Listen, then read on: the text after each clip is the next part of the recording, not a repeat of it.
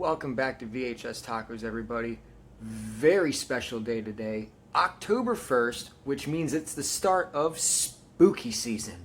Finally, I'm excited in more ways than one. Not just because of Halloween, not just because of fall, not just because of cold weather. Finally. But because we're moving into the holidays. You got the triple threat. You got Halloween. You got Thanksgiving. You got Christmas. And folks, I'm not forgetting about everybody else, okay? We got everything in between, all right? We've got Hanukkah, we've got Kwanzaa, we've got whatever you want to celebrate, we're going to celebrate it here too. Let's just get to it, folks. But being October 1st, being the beginning of spooky season, I want to let you guys know that we have got fantastic stuff coming up, coming down the pipe. We've got a different video series that we've come up with. We're brilliant minds here in our R&D department up in the attic there with the intern. Great fun. We've got some new games coming up that we're going to be messing around with. We've got a new series starting tomorrow, Friday, October 2nd. Hint, hint, wink, wink.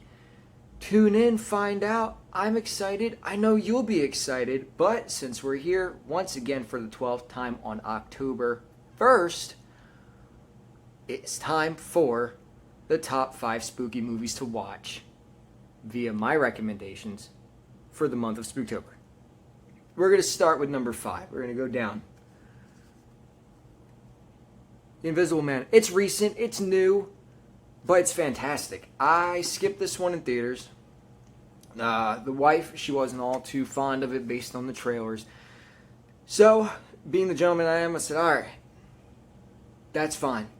Just keep in mind, when it does come out in Blu-ray, I'm going to go ahead, I'm going to watch it, I'm going to keep you up, because it's going to be real bright. I'll put my headphones on, though, that way you don't hear it. But I will probably jump, though. So, flash forward to, I'd say about a month and a half ago, give or take. Finally picked it up on sale. Wow. Just, wow. What a great movie. It's tense. It's exciting. It's a complicated movie emotionally. You don't know how you feel. Because on one hand, bad people do bad things. But on the other hand, maybe good people do bad things. But they do it in response. You know what? I'm going to shut up. No spoilers. We'll cut that. Cut that, intern. Moving on. This is a nifty little gem that slipped right under the radar. It just... Oh, I'm going to have to do an entire separate video based on this. I promise I will. More than likely, like next week. But, God, I cannot rave about this movie enough. Cop Car, starring Kevin Bacon. Directed by John Watts, the dude who brought you the new Spider-Man movies. This movie's fantastic. Oh my goodness, I can't... Oh, I'm starting to sound like a little schoolgirl over here, just met her crush. This movie is fantastic. It's short. It gets right to the point. It's tense. It doesn't give you all that unnecessary backup world building or anything like that. It jives so well, and it jumps right into it. Once it starts, it doesn't stop until just the wild ending. God, you know what? I might watch that tonight. Yeah, we're going to watch that tonight. Moving on. So far, I really haven't given any of the families out there something to watch. So, Goosebumps, a family-friendly Halloween horror movie. And honestly, if you're not counting the TV show, this is about as good as this was going to get. And 95% of that is because of Jack Black himself.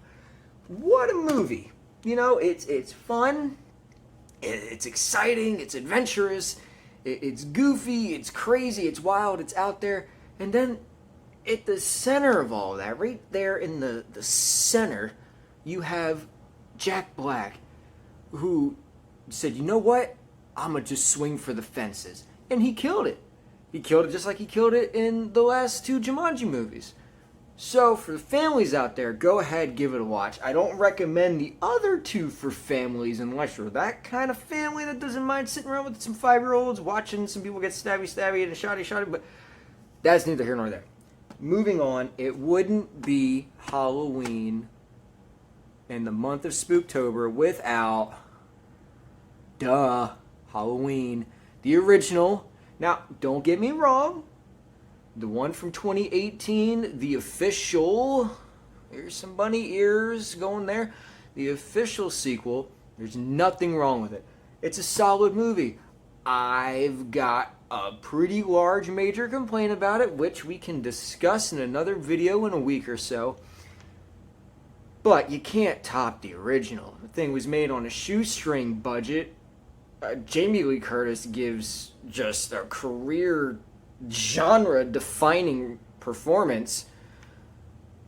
And this is Michael Myers, man, the coolest horror movie villain of all time. Don't at me on that. Don't fight me. We can discuss this in a civil manner. Hopefully, we'll get to that. And finally, my number one pick for the month of Spooktober. Probably thought it was going to be Halloween. I thought it was going to be Halloween until I'm sitting there and I'm looking at the vast library of movies I own, and I couldn't help but pick my number one, Frankenweenie. Please forgive the case being all beat up. Shipping is dreadful. This movie is... Let me put this down. And let's have a heart-to-heart here. This is, hands down, my favorite Tim Burton movie of all time. Ever. I love Big Fish, and I've got mad respect for the OG Batman with Michael Keaton. But there's just something about Frankenweenie. It's under its own blanket of warmth and love, but there's also a strange feeling of cold and distance that you get from a Tim Burton movie because his ideas are just so weird and so out there. The characters are all lovable. You feel for him. You feel for when, and this isn't a spoiler, it's literally the plot of the movie. You feel for when Sparky, the dog, dies. You feel the happiness and the love and the relief that Victor gets when he's able to bring him back. There's so much going on in that movie that just makes it feel just so alive, which is hilarious because it's a stop motion feature, which sometimes they can feel a little less than lively just because of the limitations of the craft. But I can't rave about if there's only one movie you watch in this entire 31-day month, please let it be Frankenweenie. We got a glare going on. We're fighting against it. Let it be Frankenweenie. This movie, I'm sure you can find it on Disney Plus.